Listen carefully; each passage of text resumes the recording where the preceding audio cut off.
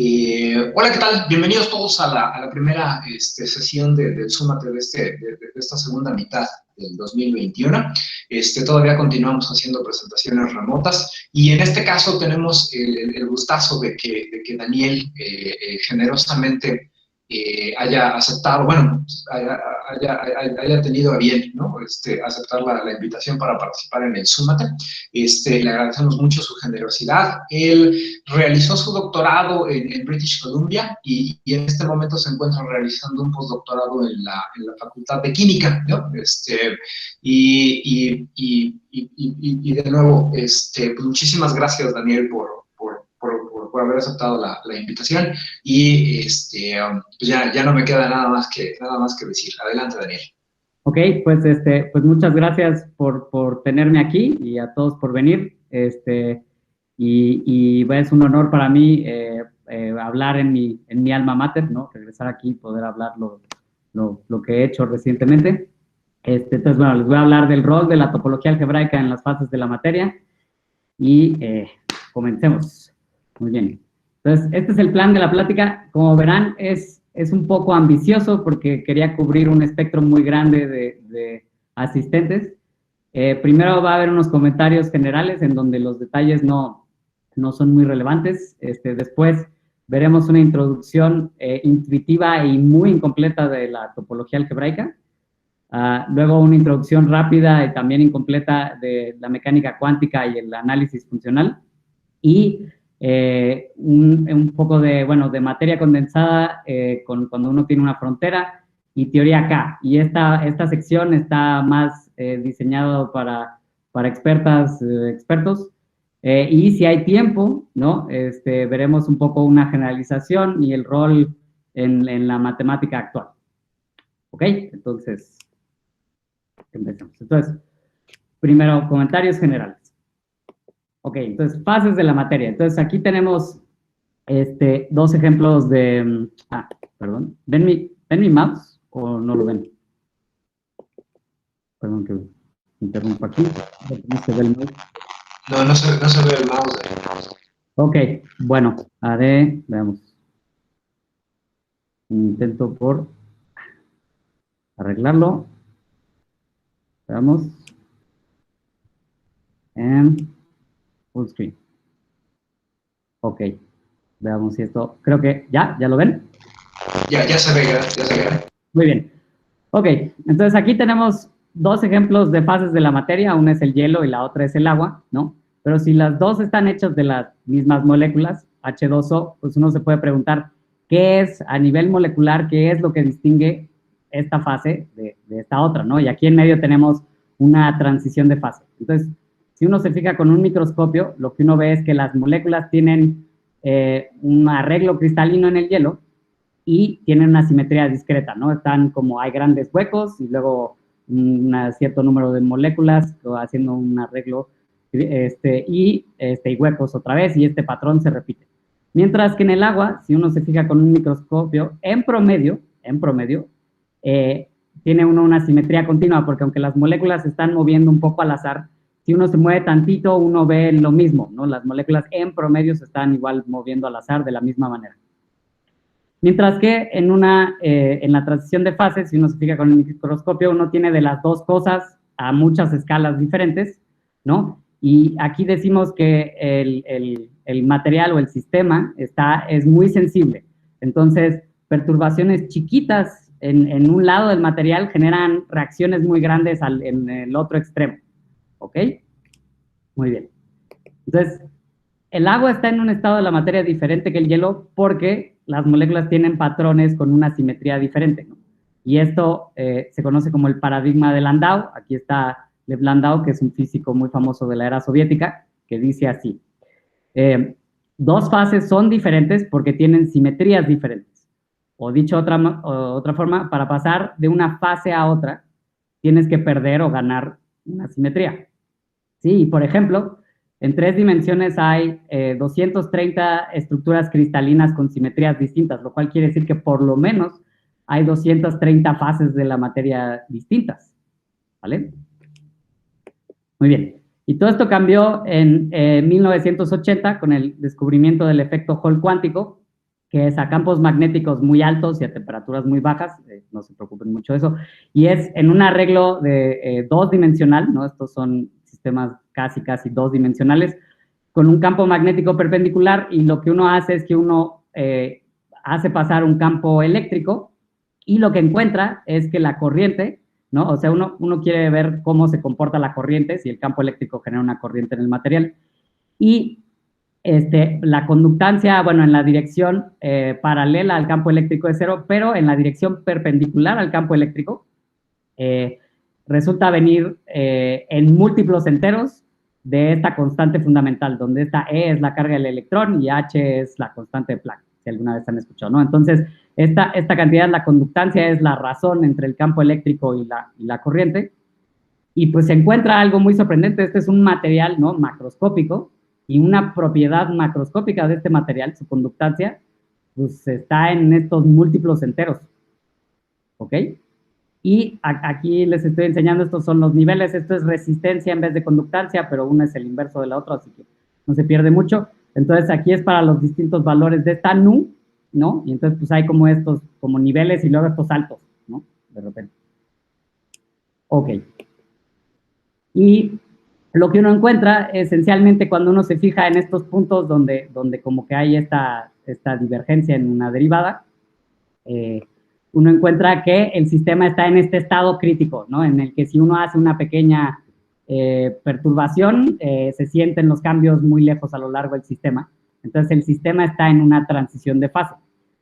Pero no hay un rompimiento de simetría, ¿no? Entonces esto rompe con el paradigma de Landau, o sea, dos sistemas, uno que tiene el numerito nu igual a 1 y nu igual a 2, para pasar de uno a otro hay que pasar por una transición de fase, pero si uno se fija con cuidado en el caso nu igual a 1 y nu igual a 2, pues no hay ninguna simetría distinta. Entonces, y bueno, en el 2016 se dio el premio Nobel de Física a Kosterlitz, Haldane y Taules, principalmente a Taules por este trabajo del efecto Hall, donde dijeron, bueno, donde él dijo, la diferencia está en topología, ¿ok? Que esta nu era algo topológico, pero, bueno, uno se puede preguntar, ¿topología de qué? ¿No? Y esto es lo que vamos a tratar de contestar cerca del final de la plática. Muy bien. ¿Hasta aquí hay alguna pregunta? Bueno. Ok, entonces, ya nada más rápido, quería también hablarles algo un poco de cómo es el área, ¿no? Porque a veces en México, cuando he dado estas pláticas, como que la sensación es, oye, pues está interesante lo que haces, pero pues como que parece algo muy nicho, ¿no? Algo muy particular, y pues justo es todo lo contrario, ¿no? Entonces aquí les estoy poniendo a uno de los investigadores top, ¿no?, de esta área de los materiales topológicos, y quería mostrarles cómo sus artículos, ¿no?, sus artículos más citados tienen decenas de miles o casi decenas de miles, y todos tienen la palabra topológico aquí metido, ¿no? Entonces, hay probablemente hay cientos de miles de artículos que se han escrito de esta área, ¿no? Este acá no dice topológico, pero también es. Y desde el 2006, pues, este autor ha adquirido 35,000, más de 35,000 citas nuevas, ¿no? Entonces, es un área súper activa, y todo esto empezó, ¿no? El efecto Hall fue en los 80s. Esto, en el 2005 se dio el boom de las fases topológicas con el descubrimiento de lo que se llaman aislantes topológicos, que son materiales que también entran a la topología, pero que no necesitan campo magnético, entonces es más fácil buscarle aplicaciones. Ok. Ahora, bueno, entonces la parte 2, esto es una introducción intuitiva a la topología algebraica. Entonces, como está diseñada para estudiantes en parte de los primeros semestres, voy a ser poco riguroso y muy incompleto. Sin embargo, si tienen dudas, pues por favor pregunten de algo, si quieren que sea un poco más riguroso, y trataré de mencionar en algunos puntos algunos comentarios de las definiciones más rigurosas, pero en general no será así. ¿Ok? Entonces, ¿qué es la topología? Vamos a empezar por aquí, porque topología normalmente es una optativa que se lleva hasta los últimos semestres. Entonces, a mí la definición que más me gusta, más práctica, es el estudio de las propiedades de los objetos geométricos que son invariantes, es decir, que no cambian, bajo deformaciones. Y entonces aquí pongo un ejemplo de si ustedes han tomado alguna vez agua con un cono, con un conito, ¿no? O si en educación física usaron conos para su clase, pues toman 2 de esos, ¿no? Y los pegan por la base. Y les queda esta figura de aquí. Y resulta que esta es, topológicamente, esta es equivalente a una esfera, ¿no? A la superficie de una bola. ¿Y por qué? Bueno, si nos imaginamos que está hecho de plastilina, ¿no? Pues es fácil imaginarse que uno lo puede deformar achatándolo hasta que quede bastante liso, o al revés, ¿no? A la esfera, si estuviera hecho de Play-Doh, también la podemos sacar, le podemos sacar unos picos, ¿no? Ok. Y bueno, la esfera no es topológicamente equivalente a la superficie de una llanta o una dona, que es un toro, porque no tiene como hoyo, que en realidad lo pueden pensar como una agarradera, ¿no?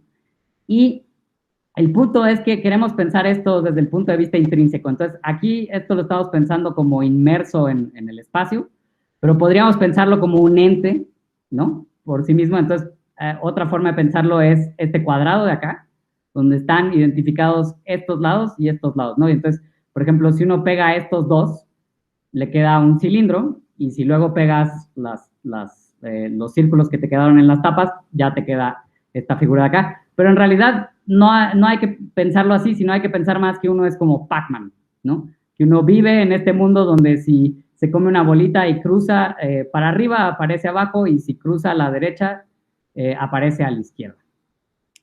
¿Vale? Muy bien. Entonces, ¿qué tipo de topología? Entonces, en general, creo que hay 3 grandes ramas de la topología.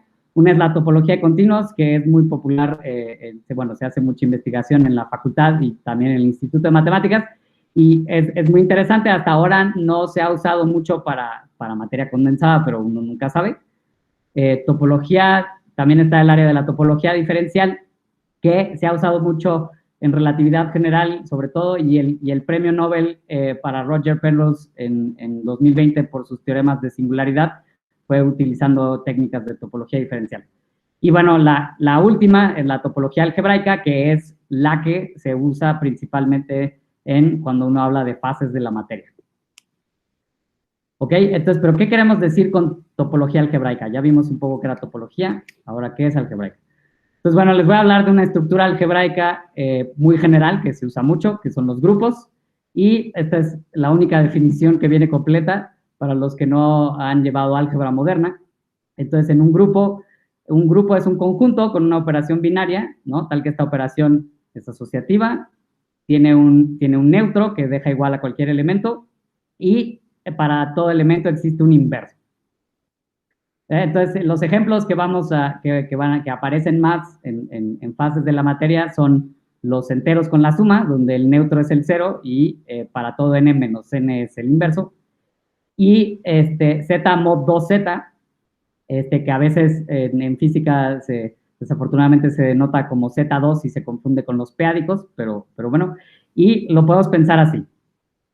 Tómense ustedes a todos los enteros y pongan en la misma clase de equivalencia a todos los números pares, ¿ok? Y otra clase de equivalencia para todos los números impares. Entonces, todo eso forma un solo elemento que le voy a llamar par, y a los impares les voy a llamar, en su clase les voy a llamar impar. Y entonces, pues tienen unas reglas. ¿Qué pasaría si sumamos? Entonces, cualquier número par sumado con otro número par, pues me va a volver a dar el número par.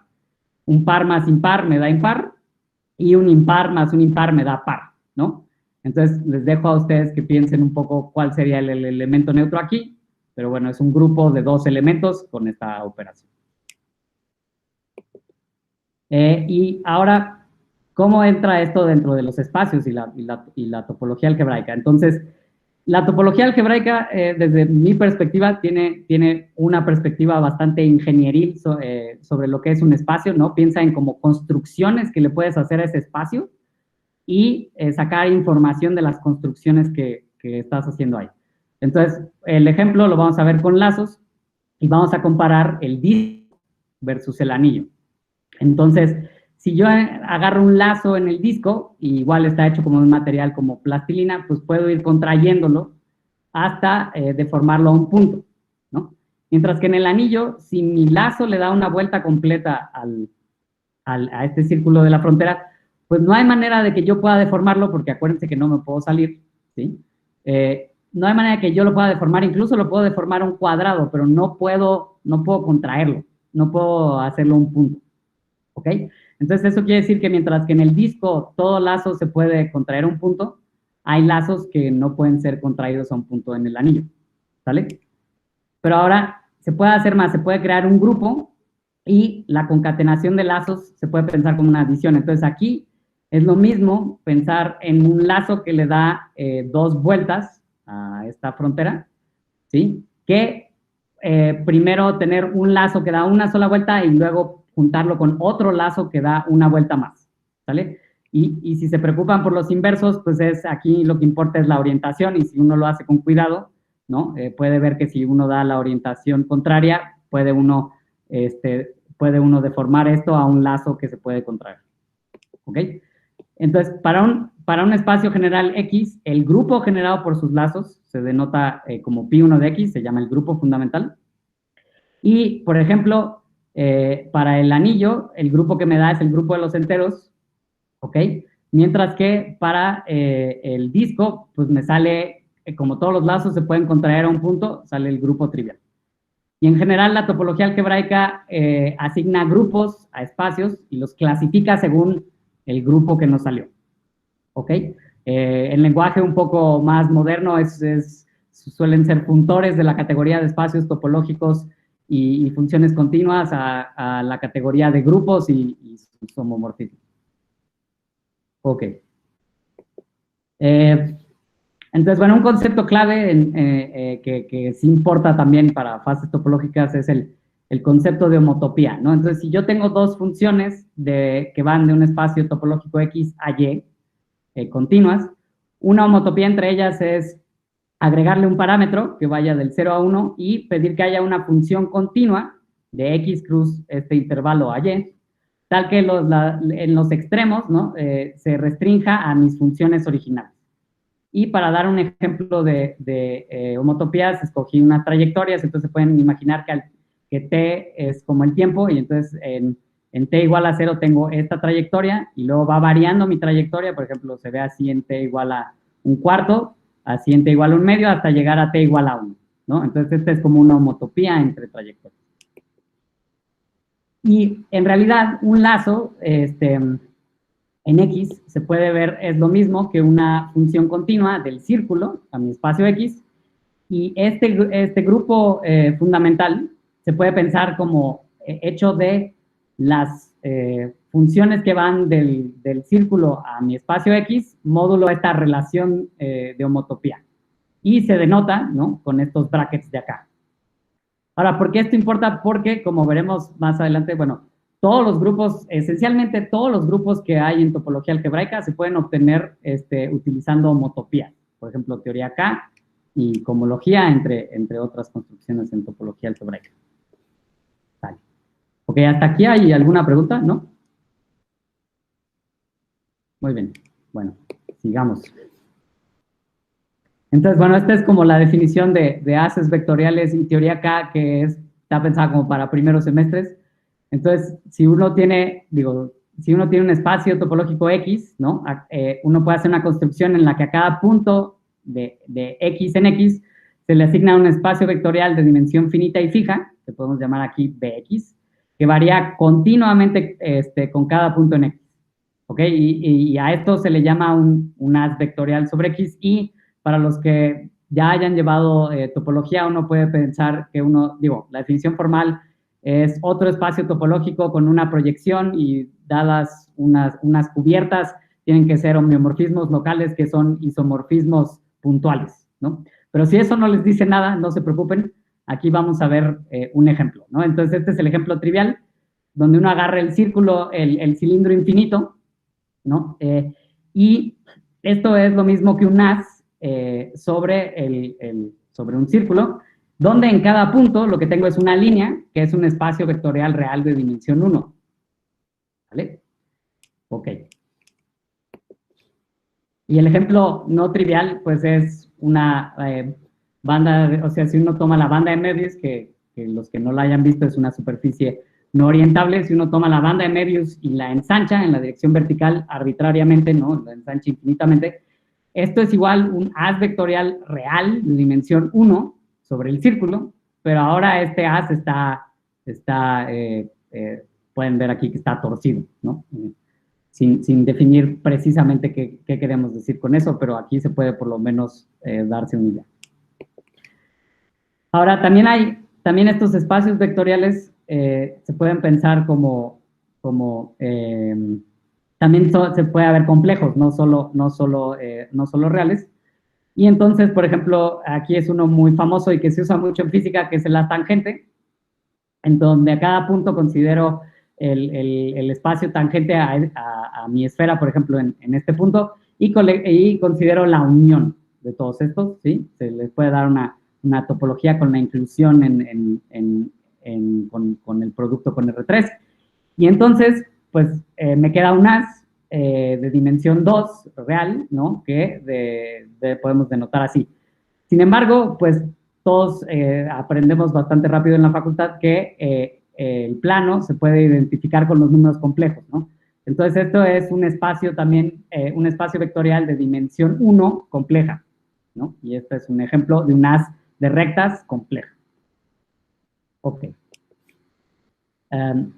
Y bueno, los espacios vectoriales también pueden sumarse, o sea, por ejemplo, R2 lo pueden pensar como la suma de sus componentes, con esto que se llama la suma directa, y por ende también se pueden sumar los haces vectoriales haciendo la operación punto a punto. Y aquí lo que quiero recalcar es que esta operación puede dar resultados no triviales. Entonces, si yo tomo un haz de Möbius y lo sumo con otra copia del haz de Möbius, lo que me da es un haz que es de dimensión 2, ¿no? Esto era de dimensión 1, este haz es de dimensión 2, pero ahora es un producto, y todos los haces que son productos es la definición de un haz trivial.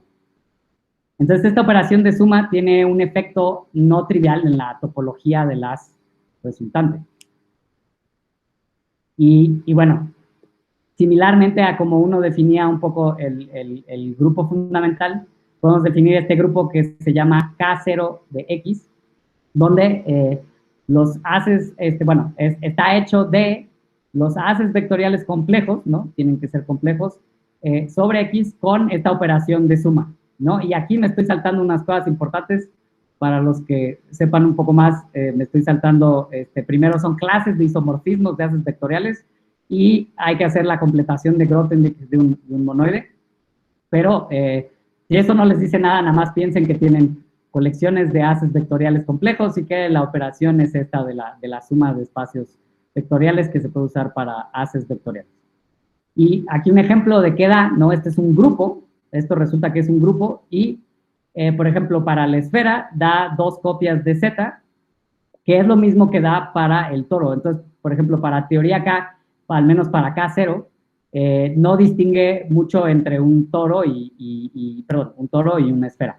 Mientras que para el círculo da una copia de los enteros, que no es tan interesante porque al final es lo mismo que da para un punto.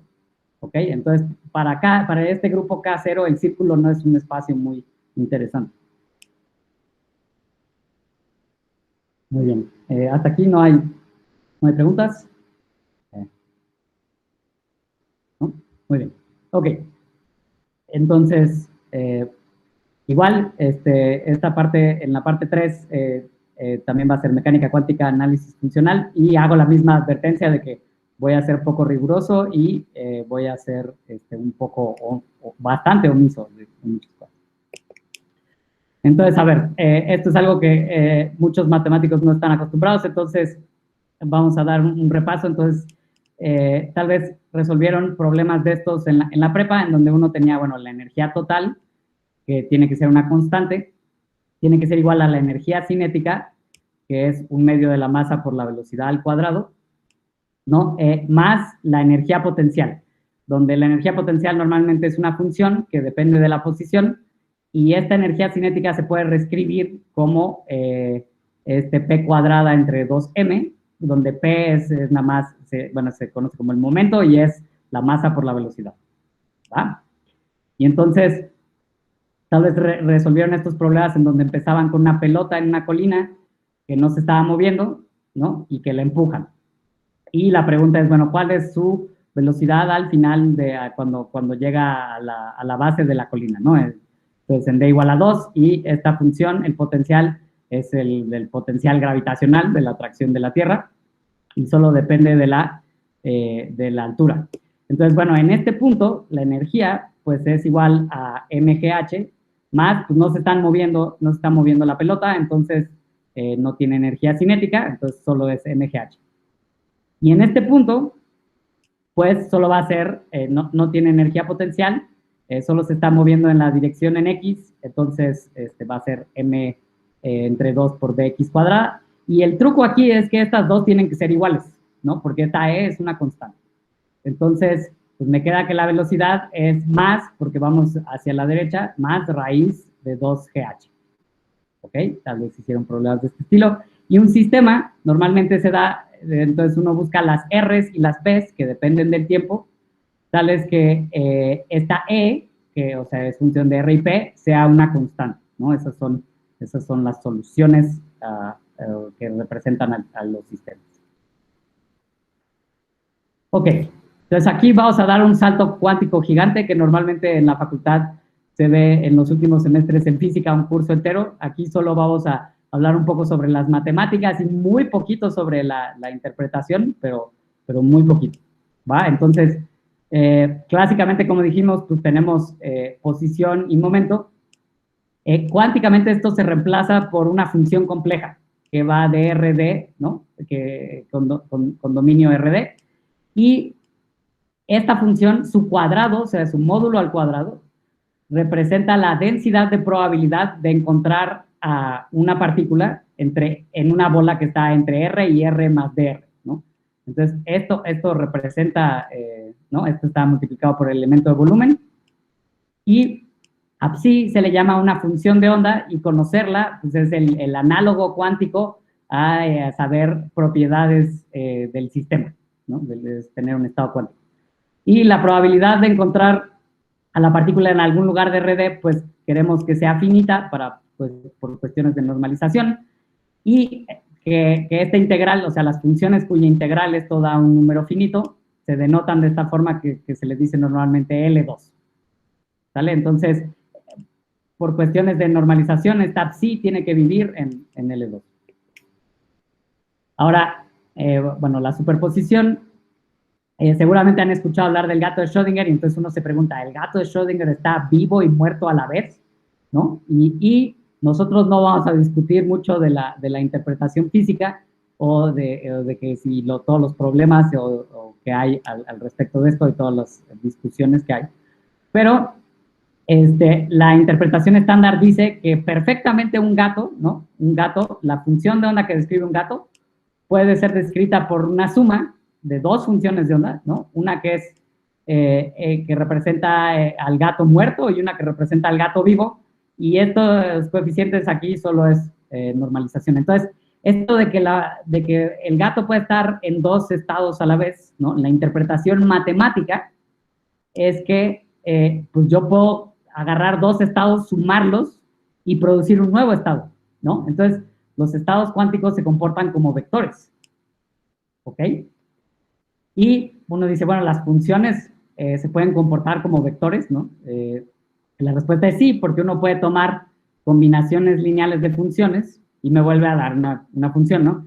Y la pregunta es, bueno, si tomo una combinación lineal de dos que están en L2, pues vuelve a estar en L2, y la respuesta es que sí, con esta pequeña desigualdad, que no cuesta mucho trabajo ver que si esta integral converge, entonces esta tiene que converger. Entonces, el conjunto de los estados cuánticos, pues, forma un espacio vectorial, ¿no? sobre los complejos. Y nuevamente uno se puede preguntar, bueno, ¿de qué dimensiones es este L2? ¿No? Entonces, si uno se pone a pensar, pues, las funciones como que debería de haber, digamos, pues, bueno, no estoy escribiendo aquí el producto punto, pero debería de haber muchísimas de ellas, ¿no? O sea, no, si quiero construir una base, pues necesito muchas de ellas para escribir a una función arbitraria. Entonces, generalizando el concepto de base, ¿no? A algo que se llama una base ortonormal numerable, resulta que este L2 es lo que se llama un espacio de Hilbert separable. ¿Ok? Entonces, muy bien. Y bueno, entonces ya con todo eso en mente, pues podemos seguir con nuestra extensión matemática. Entonces, el análogo clásico era un potencial, que era una función real.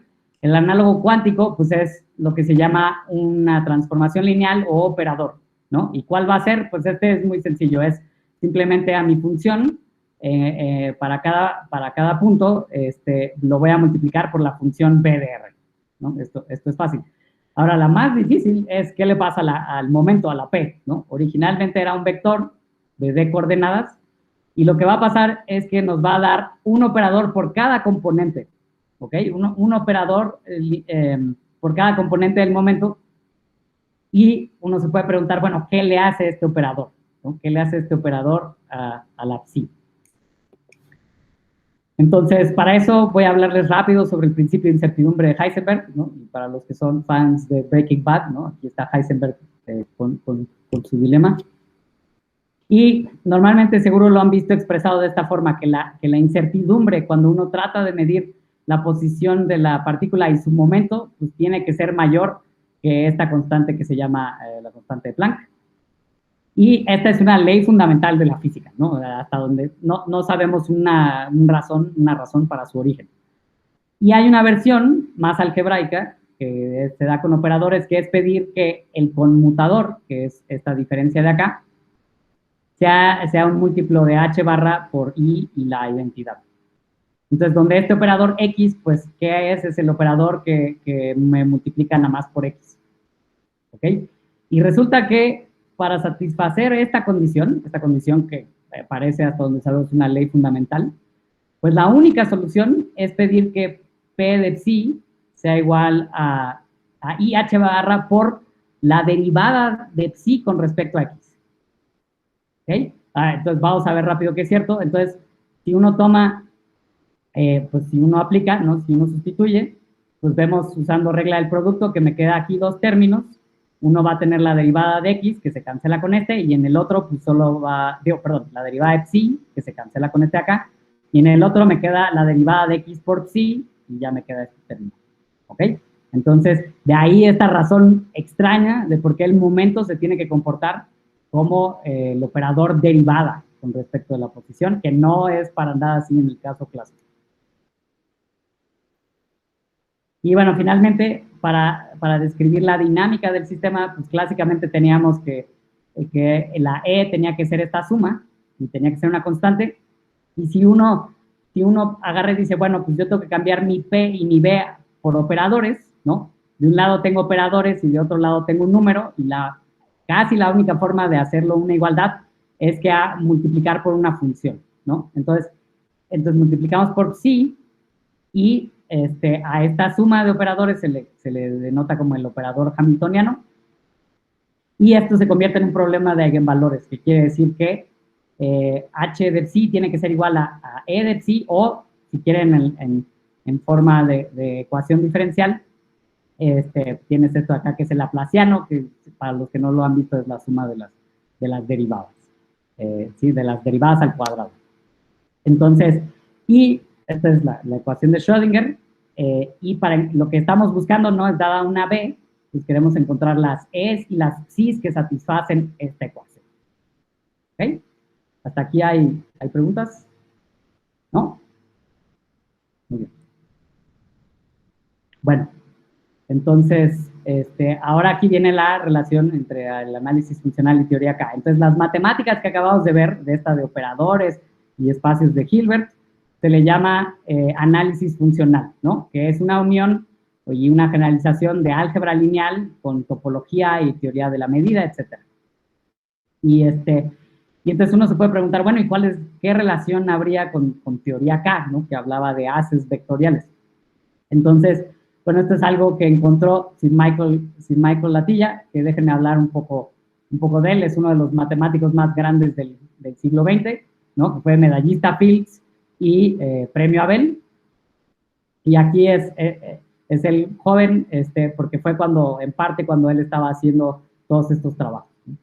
Entonces uno se pregunta, ¿cómo obtener teoría K usando transformaciones lineales? Entonces, si uno se imagina que tengo una función que a cada punto X de un espacio topológico X, que me faltó poner aquí, le asigna un operador, ¿no? Pues uno se pregunta, ¿habrá algún espacio vectorial canónico de dimensión finita que se le puede asociar a esta A de X, ¿no? Porque lo que veíamos es que los haces vectoriales asociaban a cada punto un espacio vectorial, ¿vale? Entonces, bueno, si lo piensan un poco, pues como que solo hay dos, ¿no? El kernel, el núcleo de mi operador y la imagen. Ahora, la imagen, como estos espacios suelen ser de dimensión infinita, estos espacios vectoriales, pues, por ejemplo, la imagen de la identidad es infinita y los haces vectoriales que vimos tenían que ser de dimensión finita. Entonces, suena más natural pensar en el kernel. Ahora, el kernel en algunos casos también puede ser de dimensión infinita, pero hay ejemplos muy notables donde no es así. ¿Ok? ¿Pero es suficiente acaso? O sea, que la dimensión del kernel sea finito, pues me ayuda a hacer esta asociación de que varíe continuamente su dimensión. Y la respuesta es que no, ¿no? Entonces, si uno se toma esta función continua, si quieren del 0 a 1 a matrices de 2×2, ni siquiera tiene que ser de dimensión infinita, pues me queda esta matriz, ¿no? Para cada valor de t me queda esta matriz, esto es una función continua, y para t igual a 0, pues el kernel de esta cosa es el 0, y para t igual a 1, el kernel de esta cosa, pues ya no es de dimensión 0, ¿no? Entonces, hay discontinuidades en la dimensión. Entonces, pues no me sirve operadores arbitrarios para tratar de construir haces vectoriales, necesito algo más específico y ahora intuitivamente, o sea, esto no es literalmente cierto, intuitivamente los operadores de Fredholm, ¿sí? Son un subconjunto de estos de operadores en un espacio Hilbert, que son los que tienen el kernel estable. Ahora, para los que sepan un poco más, esto no es cierto, en realidad lo que tienen es el índice es estable, que es la dimensión del kernel menos la dimensión del kernel del adjunto, es la que es constante. Y bueno, Atiyah, independientemente también Jainisch, vieron que si uno agarra estos operadores de Fredholm, pues los podemos usar con esta construcción que habíamos hablado de las homotopías, y entonces funciones que van de mi espacio topológico X a estos operadores de Fredholm, módulo esta relación de homotopía, me queda K0 de X, ¿no? Es isomorfo a K0 de X. No sé cómo voy de tiempo. Todavía tenemos tiempo. Muy bien. Muy bien. Entonces, las otras supuestamente eran como un poco introducción, ¿no? La idea, la intuición. Esta parte quiero dar una advertencia que está diseñada para expertas y expertos y profesoras y profesoras del departamento, entonces vamos a ir todavía más rápido de lo que hemos ido hasta ahora. Pero bueno, si tienen dudas, por favor, deténganme. ¿Ok? Y trataré de dar un poco de la intuición también al final. Entonces, materia condensada con frontera. Entonces, si uno agarra sal, por ejemplo, y se fija con un microscopio, pues uno va a ver un arreglo, ¿no? Este es el cloruro de sodio, este es el arreglo cristalino de la sal, una representación. Y estos arreglos se repiten muchas veces, ¿no? A tal grado que es bastante buena aproximación normalmente asumir que uno tiene el espacio completo, infinito, y que uno tiene estos arreglos que se repiten, ¿sí? Ahora, nosotros vamos a querer estudiar algo que no se estudia normalmente en un curso de introducción a la materia condensada, que es sistemas con una frontera, ¿no? Y para esto una buena aproximación es un cristal semi-infinito, en donde uno escoge una dirección de su cristal infinito y corta ahí, es un corte, y quita todo lo que está de un lado y deja todo lo que está del otro. Entonces esto está representado aquí con una frontera, la dirección perpendicular, la denotamos así, y R con dos barritas son las direcciones paralelas, y entonces estos sistemas siguen teniendo una simetría de traslación discreta, ¿no? Una simetría de traslación periódica, pero en una dimensión menos porque corté. Entonces, tienen esta simetría de traslación Z de menos 1, ¿no? Y esto se refleja en mi B, en la función que representa el potencial de estos generado por las cargas, digamos, de estos iones que atraen, por ejemplo, a un electrón que pasa por aquí. Y bueno, esto se refleja en que esta función es periódica en las direcciones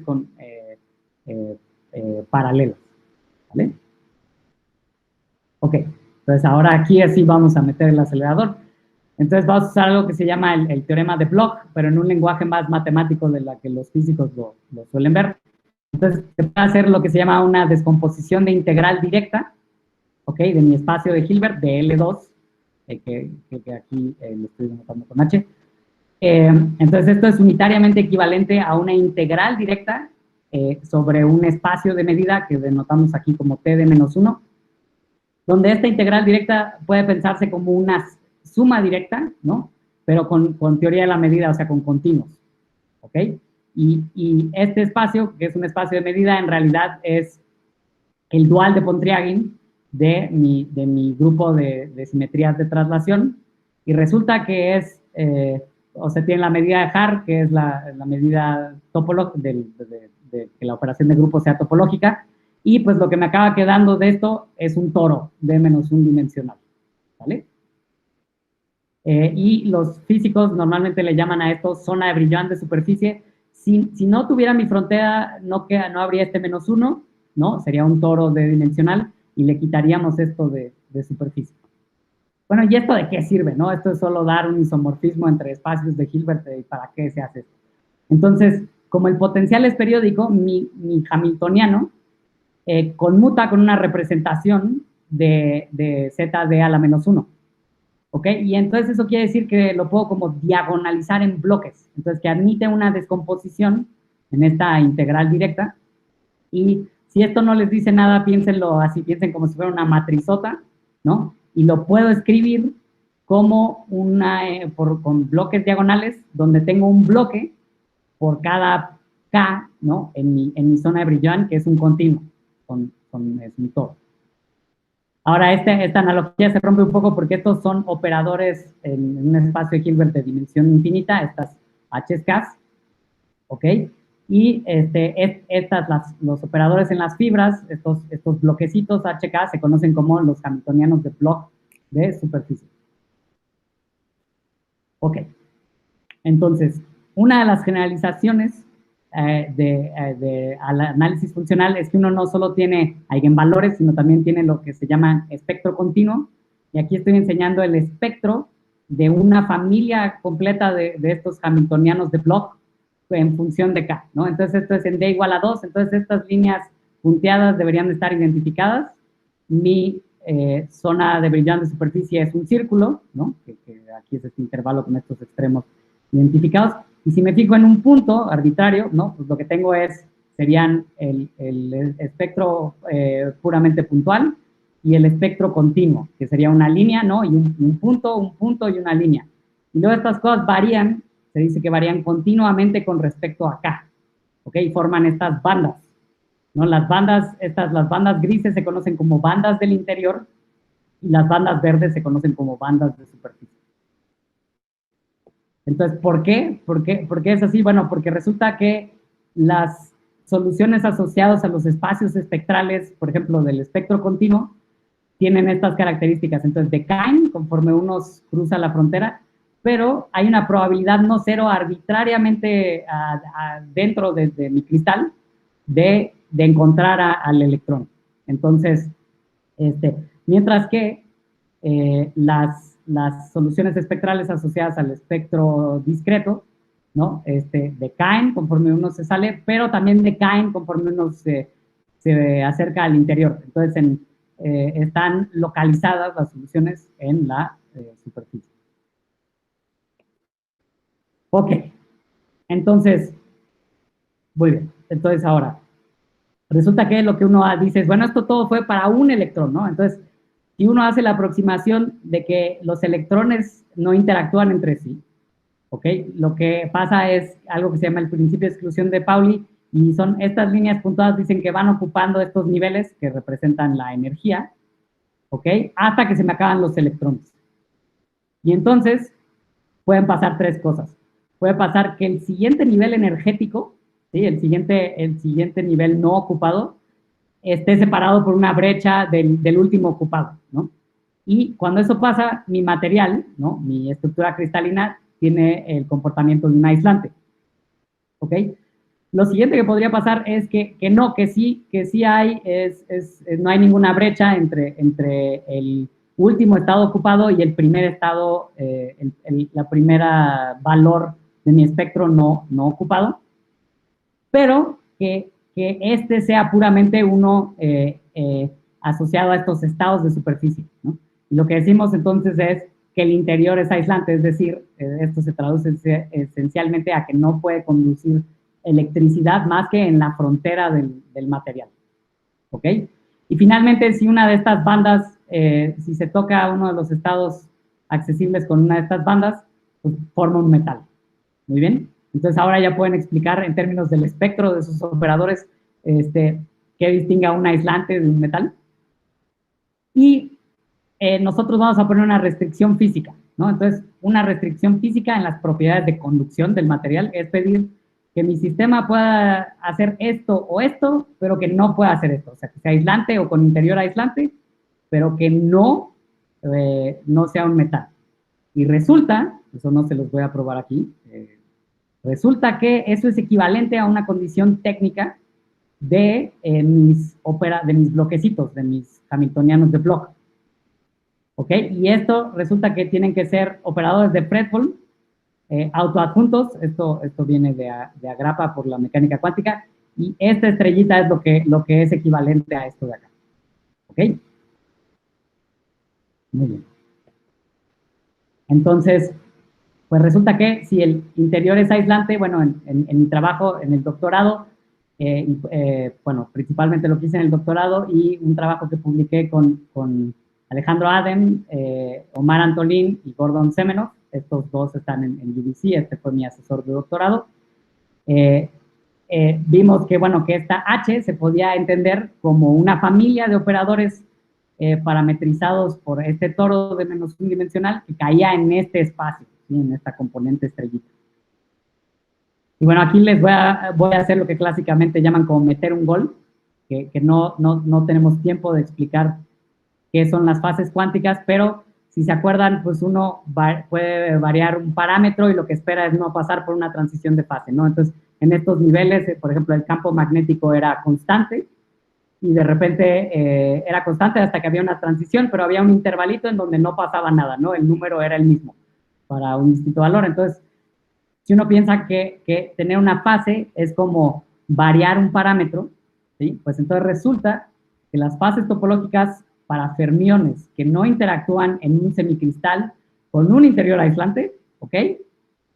Esto es equivalente a clases de homotopía de funciones que van de la zona de brillante superficie a mis operadores de Fredholm autoadjuntos en esta componente. ¿Ok? Eso fue lo que nosotros probamos. Y resulta que Atiyah y Singer, en el 69, ¿no? Singer también es un matemático súper importante del siglo XX que todo el trabajo de Atiyah sobre teoría del índice fue con él, ¿no? Fue su más grande colaborador, y también ganó el premio Abel. Pues en el 69 probaron que esto es isomorfo a este grupo de acá, K a la menos 1 del toro de menos unidimensional. Ahora me van a decir, nosotros vimos K0, que es K menos 1, bueno, se relacionan, digamos, hay una forma de convertir esto en K0, haciéndole una operación aquí a mi toro, pero déjenme no meterme en eso. Digamos que es una construcción similar a la de K0, ¿vale? Ok, entonces, aquí fuimos súper rápido, ¿no? Y era para expertas y expertos. Entonces, déjenme darles un resumen un poco intuitivo de cómo llegamos a esto, ¿no? Entonces, aquí tenemos tres objetos matemáticos, ¿no? Estos brackets, este toro y este espacio de operadores. Entonces, de nueva cuenta, el toro, mi objeto matemático, ¿de dónde salía? Pues salía de las simetrías de traslación. Si quieren, pueden imaginarlo intuitivamente como que como estos arreglos cristalinos se repiten, un electrón pasa por el arreglo cristalino y se lo vuelve a encontrar, ¿no? Entonces es un poco como si se identificaran, ¿no? Las paredes de este arreglo cristalino, y intuitivamente es de donde sale el toro. No exactamente, pero de ahí sale. Luego tenemos los operadores de Fredholm, estos autoadjuntos. ¿Y de dónde sale? Bueno, el autoadjunto es como un principio de la mecánica cuántica, que el hamiltoniano tiene que ser autoadjunto. Pero esto de la componente estrellita y que fueran de Fredholm venían de una condición física, de una restricción sobre las propiedades de conductividad de tu material. Y finalmente estos brackets pues venían de variar un parámetro que tiene que ver con una noción de fase cuántica, ¿no? Que tiene que ver con familias que están parametrizadas. Ok, y si eso les sigue pareciendo muy abstracto, bueno, les voy a dar un ejemplo. Entonces, en D igual a 2, nuevamente, el efecto Hall integral que vimos al principio, que venían estos como niveles, no está nu, por el que dieron el premio Nobel, pues uno puede considerar, pues pongamos una frontera a mi material, y entonces, ¿qué me sale? Y entonces, la predicción, ¿no? La predicción de mi resultado con mis colaboradores es, pues, K-1 del toro 2 menos 1 dimensional, o sea, K-1 del círculo. Y esto resulta ser análogo a K0 de la esfera, que daba Z, ¿no? Y entonces, ok, esto es pura álgebra, ¿no? Esto aquí dice pura álgebra, pero resulta que se conoce la invariante topológica en términos geométricos, se le llama el flujo espectral, y resulta ser el número de cruces con pendiente positiva menos el número de cruces con pendiente negativa. Entonces, a ver, aquí tengo mi sistema, ¿no? Es algo que puede conducir electricidad por la frontera. ¿Y qué número de cruces tengo con pendiente positiva? Pues 2. ¿Y qué número de cruces tengo con pendiente negativa? 1.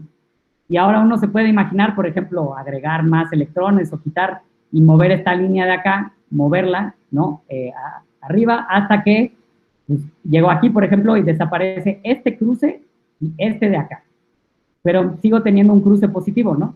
Entonces, no importa cómo me mueva yo, mientras no cruce esta de acá, mientras mi eje X no cruce esta parte gris o esta de acá, pues siempre el número, si yo cuento, me va a dar que el número es 1.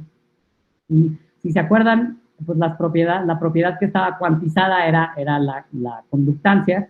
Entonces, si uno se fija en la conductancia del borde, puede probar que en este caso va a ser 1 por esta constante de la que habíamos hablado, esta E cuadrada entre. Y perdón que esto está en inglés, estos son los resultados completos. Y aquí es solo cómo se ven los resultados de un artículo en esta área, ¿no? Y estoy agregando más simetrías, no se preocupen mucho, y uno calcula para las distintas simetrías y para las distintas dimensiones, y salen estos grupos, ¿ok? Estos grupos que pueden tener torsión, ¿no? Y nada más les recuerdo que no son los p-ádicos, son Z mod 2Z, en notación que se usa más en física. Ok, ¿cómo vamos de tiempo? No sé si me va. Ok, creo que tengo unos minutos, entonces, perfecto. Entonces, bueno, generalizaciones y su contexto en la matemática actual. Pues todo este rollo que les tiré antes es en el caso en los que los electrones no interactúan entre sí, que si uno lo piensa suena a una aproximación un poco burda, ¿no? Y resulta que, pues que no es tan burda, que sorprendentemente se puede llegar bastante lejos usando esa aproximación.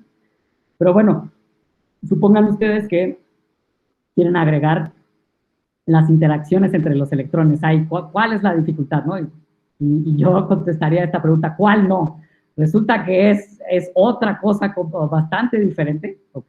Bastante diferente. Sí se sigue usando mecánica cuántica y todo lo que hemos visto, pero se vuelve mucho más complicado en general porque no hay soluciones analíticas, ¿sí? En general. Y entonces sabemos muchísimo menos de fases topológicas con interacción, y algo que les quiero dejar claro es que no hay algo ya muy concreto, ¿no? Sigue siendo más como propuestas. Hay propuestas que se han trabajado mucho, pero que no están al mismo nivel de utilidad y que en el caso sin interacción, ¿vale? Entonces, como hay propuestas, pues vamos a ver rápido las propuestas de los topólogos algebraicos.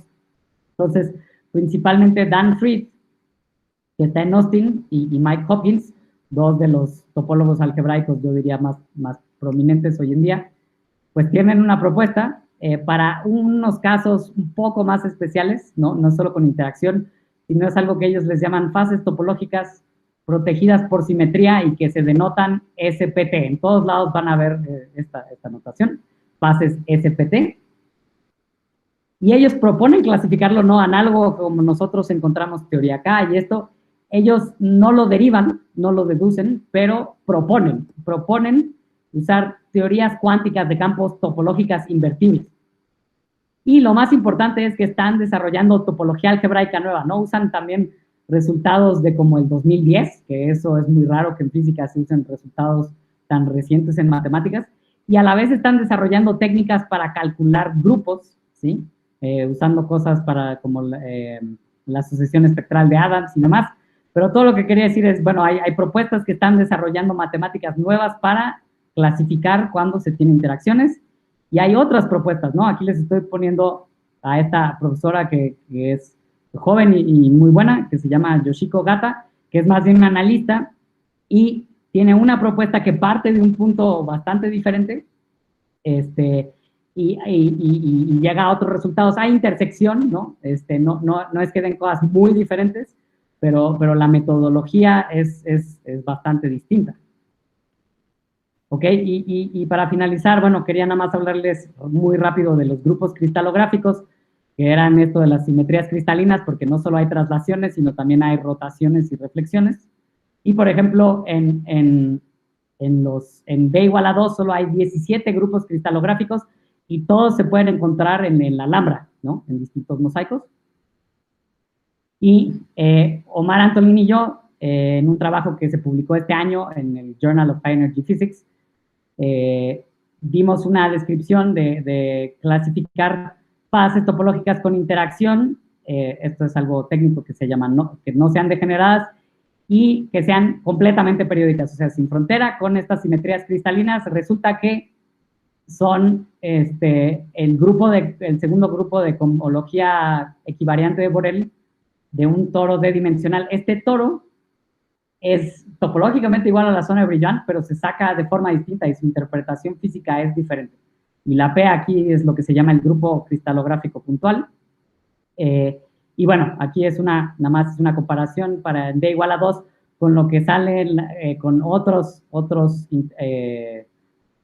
propuestas, ¿no? La nuestra es deductiva, nosotros deducimos, pero no necesariamente se contradicen, solo es una comparación porque nosotros tenemos menos hipótesis y parte de estas hipótesis podría ser lo que les da a ellos estos resultados diferentes. Bueno, ya para concluir, quería platicarles un poco del grupo actual, ¿no? Que hace fases topológicas aquí en la UNAM, en CEU, que está hecho de José Eduardo Barrios Vargas, que está en química, Alberto Martín Ruiz y Luis Urrutia, que están en nucleares, y Omar Antolín, que está en IMATE, y nada más para los que estén interesados, tenemos muchos proyectos para tesis de licenciatura y tesis de posgrado, y los dejo aquí con estas.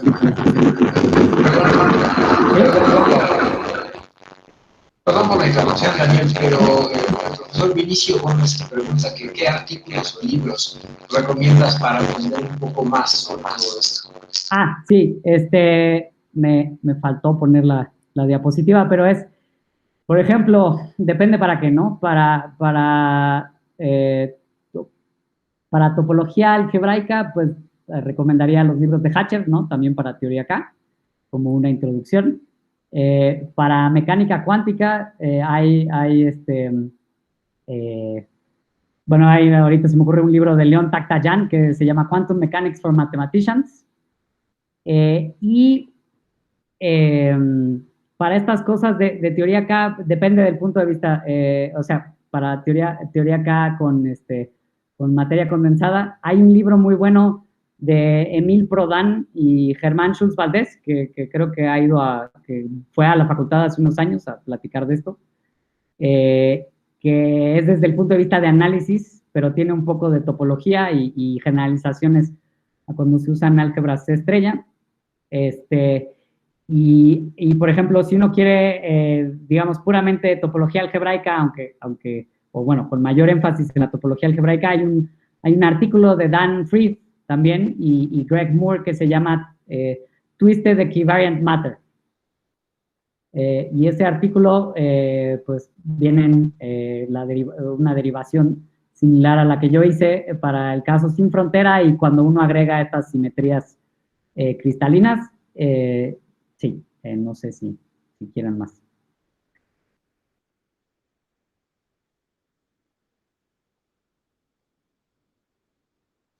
Pues esas eran las preguntas del chat.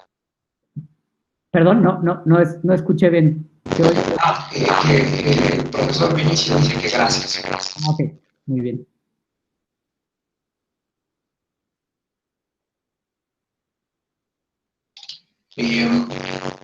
Perdón, creo que me perdí. ¿Ya terminó tu presentación? Sí. Una disculpa, yo pensé que ibas a continuar. No. Perdón. Oye, pues, entonces, pues muchas gracias, Daniel. ¿Hay alguna otra pregunta o comentario por parte de los asistentes? ¿No? Yo tengo una pregunta, Daniel.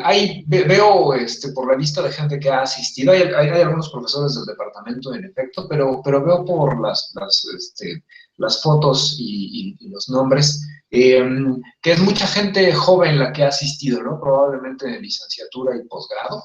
Y una de las, al menos en la experiencia docente, una de las cosas que tiene esta cuestión dual, ¿no?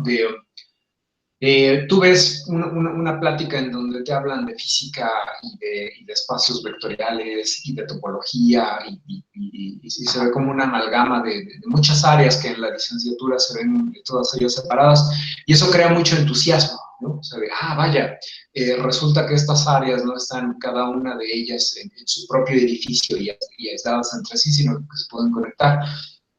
Pero al mismo tiempo, esto siembra la sensación de que debe de ser muy difícil, ¿no? O sea, de que probablemente yo, ser humano normal, ¿no?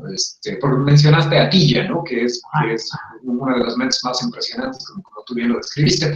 Entonces, digamos, en aras de no asustar, porque en una de tus diapositivas mencionas que ustedes tienen proyectos, ¿no? Entonces estoy pensando que decían incorporar gente.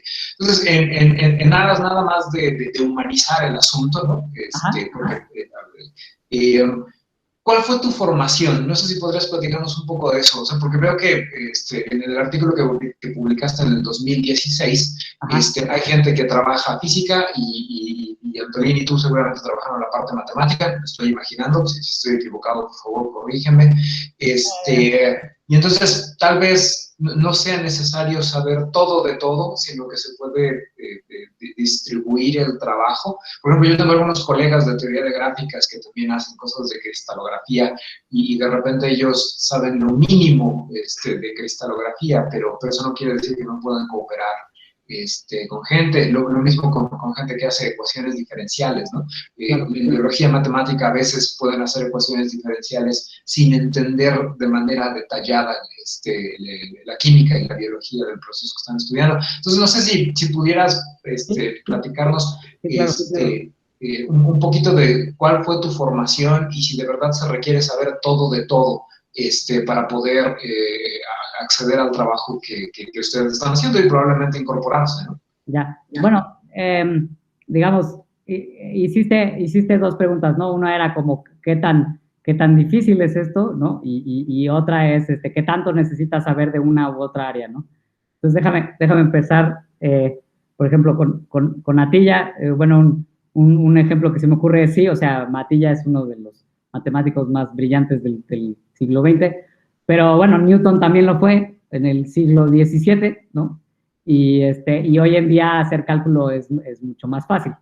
Entonces, claro, inventar estas cosas es sorprendente y es muy difícil, pero utilizarlas se vuelve cada vez más fácil, cada vez hay, por ejemplo, Hatcher tiene un libro bastante pedagógico y está diseñado para estudiantes de los últimos semestres de la carrera, no se espera que uno sea un experto, ¿no? Y bueno, por otro lado, mi formación, yo estudié matemáticas en la facultad, pero hice casi todas mis optativas en física.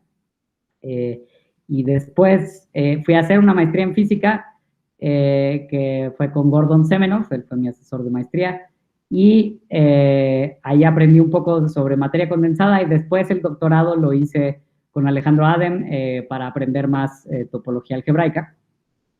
Y bueno, yo trabajé las dos, ¿no? O sea, yo hago las dos cosas, yo hago física y matemáticas, pero no necesitas saber todos los aspectos ni de matemáticas ni de física, ¿no? O sea, esto en términos de teoría acá, perdón, estos en términos de topología algebraica, pues son cosas que son estándares desde los 60s. Y hay algunas herramientas y no es trivial hacer estos cálculos, pero no necesita uno desarrollar técnicas nuevas, ¿no? Entonces, hay varios libros donde vienen como métodos para hacer estas cosas y bueno, es como resolver algunos problemas, pero digo, no es trivial, pero tampoco necesita uno un conocimiento muy amplio y un estudiante de licenciatura que le dedique 1 o 2 meses o tal vez un poco más, ya puede empezar a resolver este tipo de problemas, ¿no? Y de la física, igual no usé muchas cosas de materia condensada, ¿no? Usé cosas muy básicas como esta transformación de Bloch, eso viene en todos los libros de materia condensada, pero no estoy usando cosas sofisticadas, o sea, viene en las introducciones. Y no necesita uno saber como cosas como la densidad de estado, o sea, no necesita uno realmente saber estas cosas para poder trabajar estos problemas, ¿no? Y hay muchos matemáticos, analistas que como que conocen lo básico y construyen, de física, construyen ejemplos. Los topólogos, en mi experiencia, muchas veces saben menos física, pero muchas veces saben física de otro estilo que es más como teoría de campos, que también se usa en materia condensada, pero no es necesario. Y usan lo que ellos saben de topología algebraica para problemas, ¿no? Entonces, o sea, por ejemplo, Dan Fried y Mike Hopkins no saben mucha materia condensada, pero saben mucha topología algebraica y con mínimos de materia condensada, pues ellos ahí hicieron su propuesta, ¿vale? Y ya, creo que eso es todo lo que tendría que decir. Pues muy bien, Daniel. El profesor Manik Navas Cedeño hizo una pregunta, y es más o menos larga, entonces si él está de acuerdo, si Manik está de acuerdo, le pediría que abra su micrófono y directamente te haga la pregunta. Entonces, adelante, Manik. Hola, gracias, Daniel. Estuvo Hola, muy Manik. interesante. Gracias. Sí, me interesó mucho lo que dijiste. Y quisiera saber si, bueno, no sé si tú sabes, porque supongo que eres más, ¿cómo se dice? Teórico. Pero quisiera saber en el material, Ajá. ¿cuáles son las diferencias entre las fases topológicas? ¿No? Tú nos enseñaste que habían como estos saltos. Ajá. Para diferentes como niveles. Sí. Entonces, entre estos niveles, ¿cuáles son las diferencias, digamos, físicas en el material? ¿Qué podemos ver que es diferente? Sí, entonces es la conductancia, ¿no? Entonces, para este nivel, la conductancia del material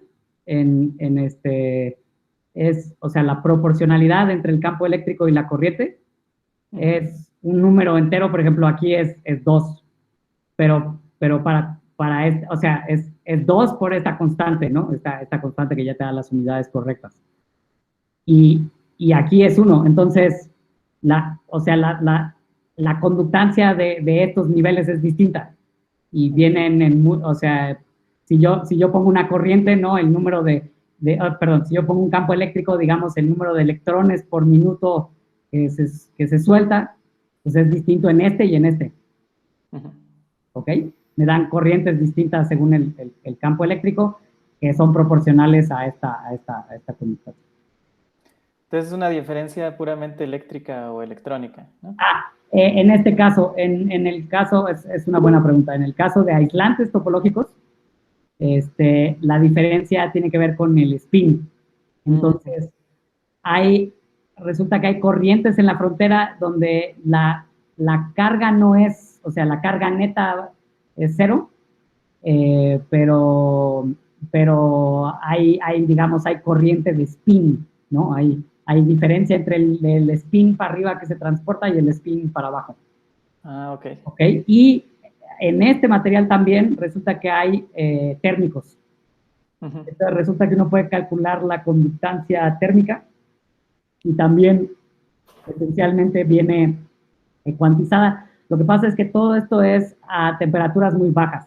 Entonces, en el momento en que pones un gradiente de temperatura, ya empieza la cuantización no es tan robusta, pero por efectos de ruido, ¿no?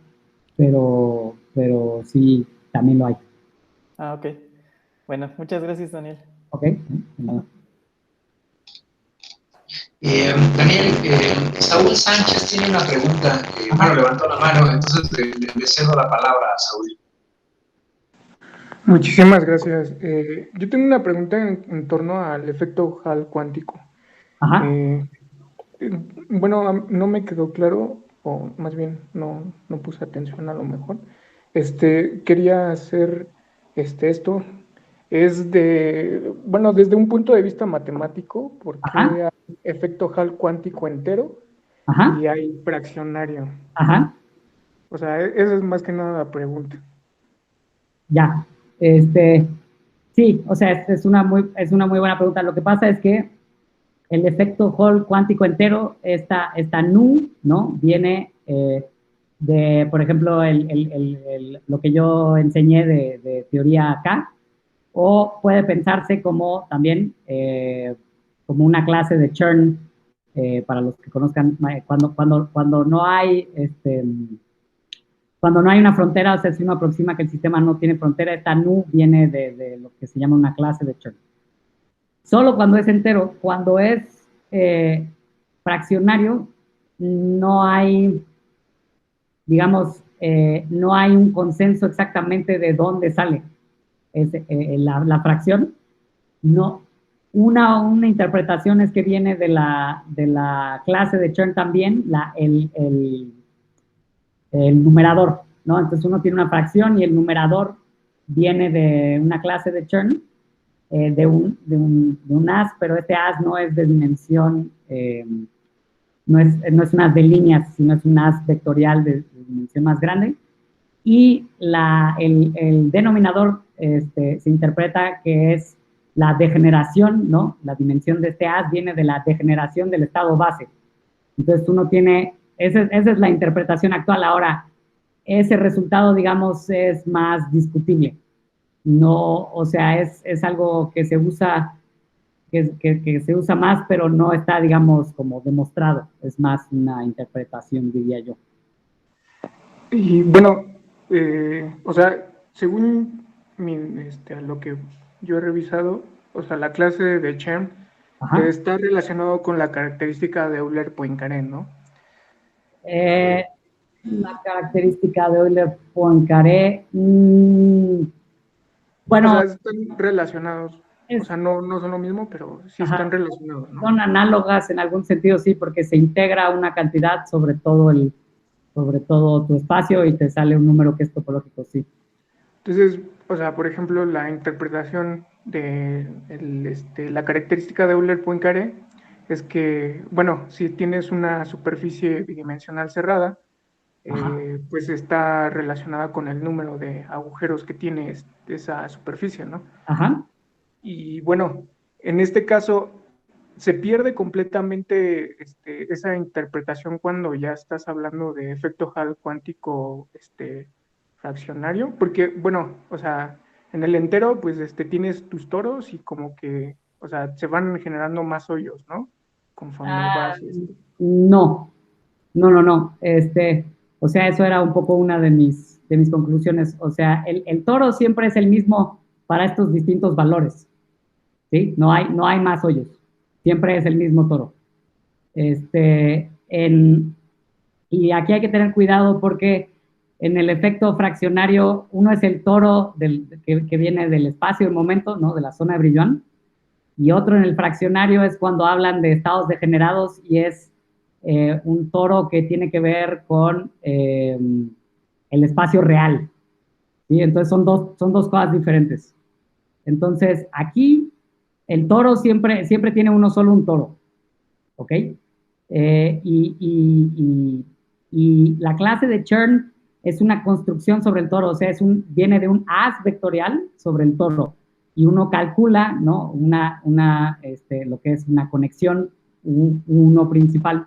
Entonces uno calcula una integral sobre todo el toro y asociada al as, y eso me va a dar estos distintos números, ¿ok? Pero ese toro es un toro de momento, no es un toro en el espacio real.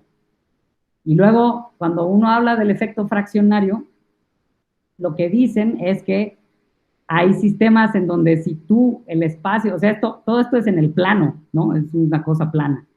Pero hay sistemas en los que supuestamente si tú pones más hoyos, cambia la degeneración del estado base, ¿ok? Y entonces ellos atribuyen a esta degeneración por la topología, pero del espacio real, ¿sí? De la muestra, del espacio donde está tu muestra, atribuyen la degeneración ahí, y entonces eso tendría que ver con la fracción que te dije, porque la clase de churn vendría supuestamente de un toro y la degeneración vendría de que el espacio real tiene más hoyos, pero vienen de cosas diferentes, ¿sí? Ok, bueno, es que sí, o sea,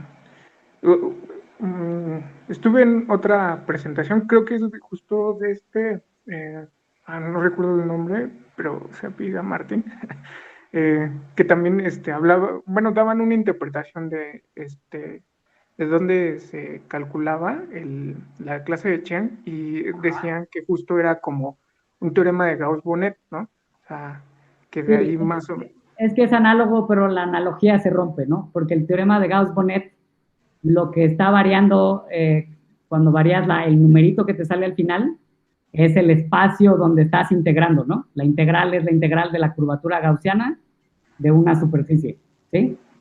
Y Sí, lo que te sale es el número de hoyos de la superficie, ¿vale? sí, Y en la de Chern, integra sobre el toro, y siempre integra sobre el toro en este caso.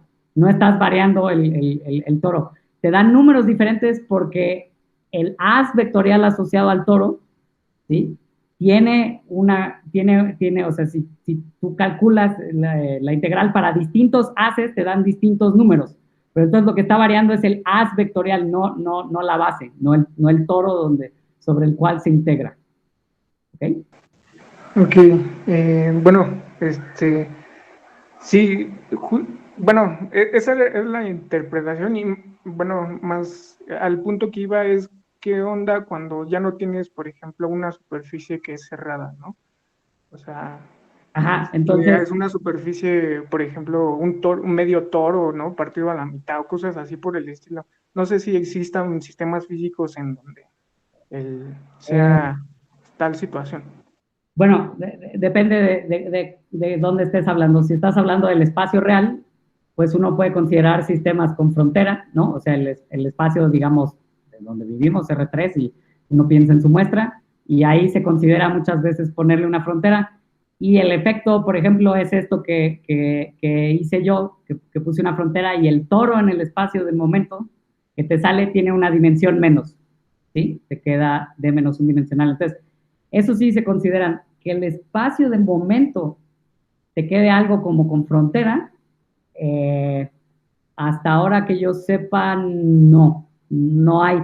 Hay algunas construcciones, digamos, en algunos artículos de física que se fijan como en una sección nada más y entonces de ahí sale una frontera, pero digamos en términos de topología algebraica, de invariantes topológicas, no se hace, no se usa, ¿no? Existen invariantes para sistemas para variedades con frontera, análogos igual, son análogos al teorema de Gauss-Bonnet, pero tiene que ver con la interpretación del teorema del índice que usa algo que se llama el kernel del operador de calor. O sea, sí existe la matemática, pero no se ha empleado mucho hasta ahora en la física cuando hablas del espacio de momento. Cuando hablas del espacio real, sí se han hecho muchas cosas que se traducen en ciertas propiedades matemáticas. ¿Sí? Bueno, la última pregunta. Ajá. O sea, los grupos de homotopía en general, normalmente se está pensando que bueno, una de las construcciones es que vas de un SN Ajá. al espacio, ¿no? Ya Ajá. sea un toro o una esfera misma o cualquier otro, ¿no? Sí. Entonces, dependiendo de cuál SN tengas de dominio, pues te da el orden, ¿no? Del grupo de homotopía. Ajá. La pregunta es, o sea, se utiliza el SN porque en la frontera, en el infinito, en el dominio, de estas funciones que pertenecen a las clases de homotopía, Ajá. pues tienen el mismo valor en la frontera, ¿no? Porque realmente pues estás agarrando un cuadrito y dices, la frontera toma el mismo valor la función. La Ajá. pregunta es, ¿existen otro tipo de clases de homotopía, pero que no necesariamente tengan el mismo valor en la frontera? O sea, bueno, aquí lo que pasa es que, o sea, esta construcción que dices sí se usa, pero hay que tener cuidado porque esa se usa usando, o sea, empleando teoría cuántica de campos, ¿no? Se llaman lo que se llaman teorías emergentes, cuántica de campos, y el espacio que están usando ahí generalmente es el espacio real, ¿ok? Y entonces lo que se fijan es cómo se comporta el campo al infinito, y entonces cuando lo usas al infinito le pides que sea una constante, pues es lo mismo que tener, o sea, que contraer digamos, la frontera al infinito, como tú estás diciendo, de Rn, contraerla a un punto, ¿no? Porque todo eso lo mando a una cosa constante. Entonces de ahí me sale la esfera. Tienes que tener cuidado porque en el momento en que pones una frontera, digamos, que no, o sea, en el momento en que no contraes toda una frontera, pues te queda algo que es contraíble, o sea, algo que yo, perdón, puedo contraer a un punto. Entonces, como lo puedes contraer a un punto, todo lo que te saldría ahí es trivial, ¿no? Los grupos de homotopía no son triviales por la topología de las esferas. Entonces, no digo que no se pueda, tal vez, o sea, tal vez sería interesante considerarlo, pero el problema es que no va a ser tan fácil porque lo que sea que hagas tiene que hacerte algo como producirte un espacio que no sea contraíble, ¿no? Entonces, por ejemplo, uno podría pensar cosas raras como que en las fronteras tuviera el mismo valor en dos direcciones y que tuviera el mismo valor en las otras dos, y entonces, por ejemplo, ahí te quedaría un toro. No sé qué interpretación física darle a eso, pero pues uno podría pensarlo. O sea, justo eso de que en la frontera se contraiga, por ejemplo, en un punto, o sea, se podría generar un grupo de homotopía de tal forma que los campos en la frontera no puedan, o sea, que pueda variar cualquier cosa, o sea, que tenga una condición de frontera en específico, por ejemplo, una línea misma. Sí, o sea, si tú, por ejemplo, tú tienes que poner que la condición de frontera sea constante para que te salgan grupos de homotopía, ¿no? En el momento en que no te sale una esfera, ya no tienes grupos de homotopía, tienes clases de homotopía del espacio que sea que te quede a tu espacio de operadores, ¿no? Entonces no es exactamente grupos de homotopía, pero estos pueden seguir siendo interesantes. Ahora, lo que te está diciendo es, si tú pones un valor arbitrario, por ejemplo, de RD a tus campos, ¿no? lo que va a pasar es que todos esos son contraíbles, porque RD es contraíble, lo puedes contraer un punto, entonces ahí no vas a tener topología interesante. Uno puede pensar en poner cosas, digamos, más sofisticadas, yo creo que sí podría salir algo interesante, pero todo lo que digo es que hay que tener cuidado, porque pues en el momento en que por ejemplo, si te quieres fijar en algo finito, ¿no? Algo no infinito, sino, por ejemplo, un disco de radio finito, eso es contraíble también, es un disco y lo puedo contraer a un punto. Entonces, no me parece una mala idea, solo estoy diciendo hay que tener cuidado porque uno pasa de algo contraíble y trivial a algo no contraíble sin darse cuenta a veces, ¿no? Entonces hay que hacerlo con cuidado, pero es una idea interesante. Ok, muchísimas gracias. ¿No? De nada, gracias por tus preguntas. Hay una pregunta del profesor Inicio, y de nuevo es mucho texto, entonces la duda de Inicio que te la haga directamente, por favor.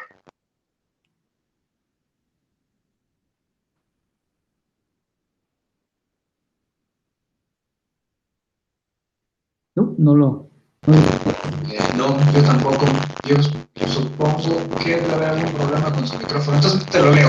Dice, entonces, podría decirse en una simplificación que la fase topológica de un material está relacionada con, y entre comillas, el número de vueltas que da una vectorial alrededor de un toro. Ah, creo que ya regresó al inicio, ¿no? Ya puedo ver su imagen. ¿Quieres preguntar directamente al inicio? Ya preguntaste por mí, es tal cual eso. Sí, bueno, no es exactamente el número de vueltas, digamos, es que eso es, o sea, es algo por lo que los topólogos algebraicos hacen mucho hincapié. No, o sea, esto como el número de vueltas tiene que ver con estos grupos de homotopía y son invariantes, digamos, es la invariante más sencilla que uno trabaja, pero no necesariamente, no, hay otras, hay muchas otras, también muy interesantes. Y entonces, por ejemplo, en esto del número de Chern y la clase Chern, de la que no tuve mucha chance de hablar, no es cuántas vueltas le da al toro en particular, ¿no? No es del grupo de homotopía, sino es una integral, ¿no? De una cosa que se llama la curvatura. Y uno puede mostrar que esa integral da numeritos diferentes. Ahora, yo no digo, hay algunas construcciones en Hatcher, viene por ejemplo una construcción de LAS y te da alguna idea intuitiva, pero geométricamente no es tan fácil como decir, no, pues es solamente el número de vueltas, ¿no? que se da. Y otra invariante, por ejemplo, es la que yo mostré al mero final. Déjenme, lo hago muy rápido.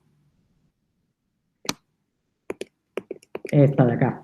Entonces, otra invariante no tiene que ver con un número de vueltas, ¿no? Sino tiene que ver con una diferencia de cruces, ¿no? Entonces, la invariante aquí es el número de cruces positivos menos el número de cruces negativos.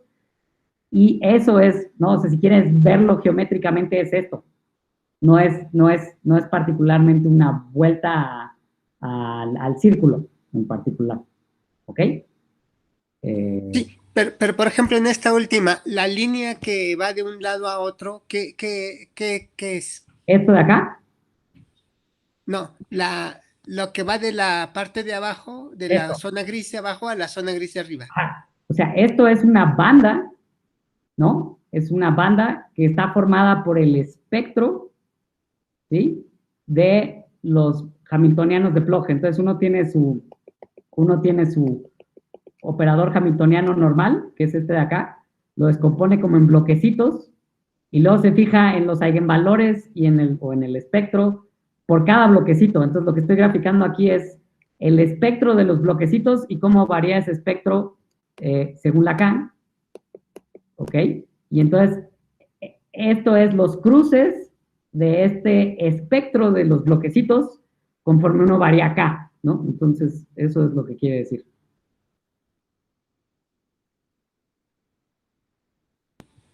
¿Sí? ¿O te quedó alguna duda? Tal vez no fui claro, si no, por favor, pregúntame.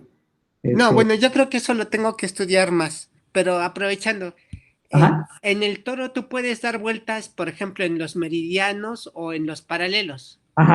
En 2 direcciones. Entonces, uno podría imaginarse que el haz vectorial que se estaría integrando, por decirlo así, en 2 direcciones puede darse el cambio. Es decir, que el cambio de fase del material podría haber en más de una dirección. Bueno, no sé si eso significaría aumentar la temperatura o la electricidad o qué. No, hay que tener cuidado. Entonces, es cierto que el toro tiene 2 ciclos, como decías, pero el haz vectorial es una cosa sobre todo el toro, ¿no? Entonces, lo que integras es como, lo que integras es sobre el toro, ¿no? Y lo que integras es una conexión que está asociada al haz vectorial. Pero justo el punto es que eso no te da 2 ciclos, te da solo uno. Y ese es parte, o sea, eso importa, por eso no es lo mismo que dar vueltas exactamente, ¿ok? Y entonces solo hay uno, y esto de que si es térmico o conducción no tiene que ver con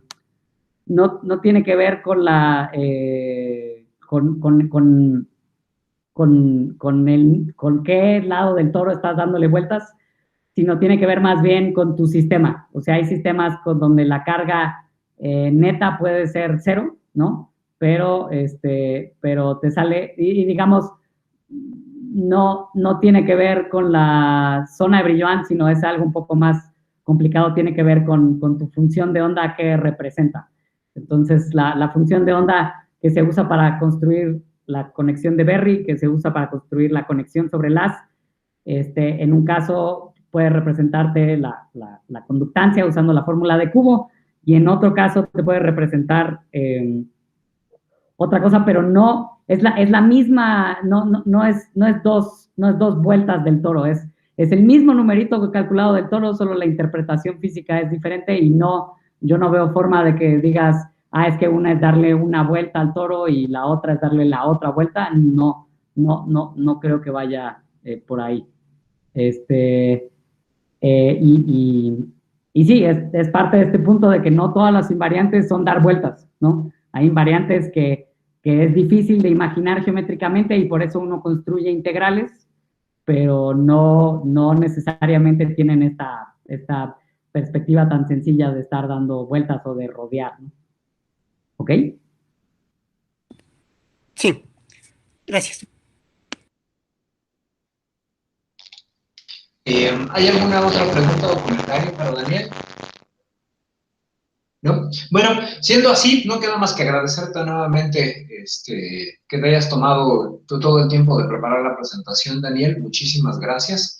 Y muchísimas gracias a todos ustedes por haber asistido. Y nada más les hago el comercial de la siguiente sesión del Súmate. El martes 5 de octubre, pues en un mes más o menos, José Alfredo Cobian va a dar una plática. Aún no me ha mandado el título y el resumen, ¿no? Por eso no les adelanto los datos, pero son bienvenidos a asistir a la siguiente sesión y pues síganse cuidando, y muchísimas gracias por haber asistido a todos. Muchísimas gracias a todos por sus preguntas y por haber asistido a mi plática. Muchas gracias. Hasta pronto, Daniel. La mejor de las suertes con el postdoctorado. Gracias. Hasta luego.